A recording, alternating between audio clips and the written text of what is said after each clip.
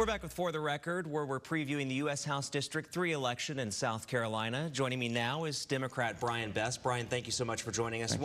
Oh, absolutely. Appreciate you. Thank you. I want to talk a little bit about you first, just to talk about your background. You were born in Edgefield, which is also in Edgefield County. So yes, from the district, you are in Greenwood now, managing a store in Greenwood. You're active in your community. How have you been involved in the district to date, and what are some of your accomplishments? Well, how I've been involved in the district today is I am a board member of Destiny of Greenwood, which is a nonprofit organization where we service children in underprivileged communities, as well as we do food distribution. We'll be partnered with Golden Harvest, and so we partner with them and local stores in the community, and they donate food. So we donate food every second Saturday of the month, which I'm proud to say that we donate 1,100 pounds of food, and also we're serving as Destiny with underserved kids in the community.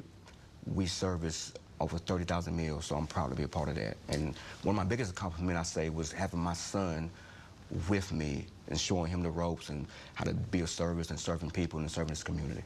Speaking of the community, District 3, big district, yes, covers lots of different, you have more urban, southern Greenville, you have Oconee, Pickens County, Edgefield County, multiple districts like that.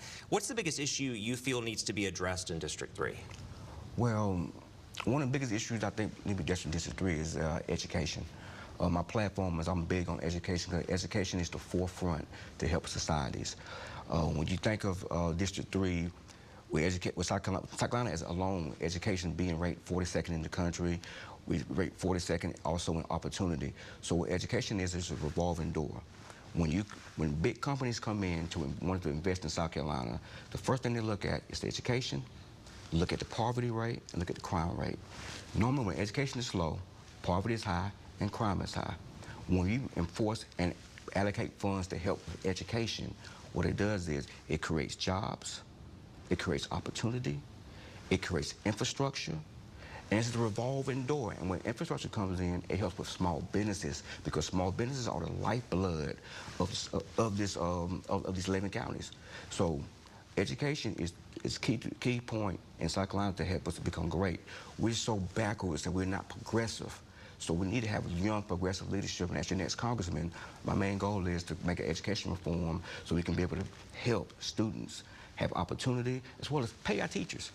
Our teachers work hard in this state, so I believe in paying teachers a minimum of $70,000 a year, because if it weren't for teachers, you and I won't be able to read, write, or be successful. So the main goal is education reform, which is going to help create jobs, high-paying jobs in the community. You know, one of the interesting things as well about this race in particular is Congressman Duncan is leaving Congress, so whoever wins, be it you or one of your challengers, you'll be newcomers to Congress. How do you get things done as a freshman in Congress?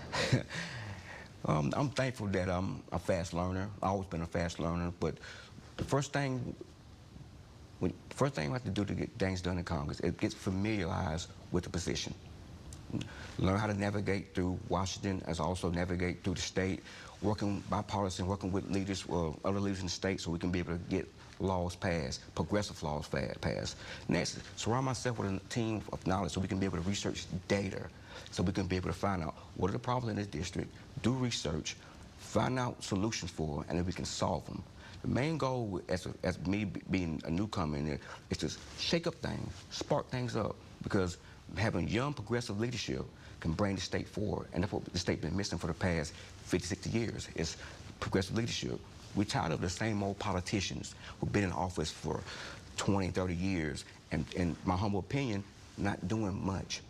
So the goal is to come in, elevate the district, shake up things, and bring the people voice with me to Washington.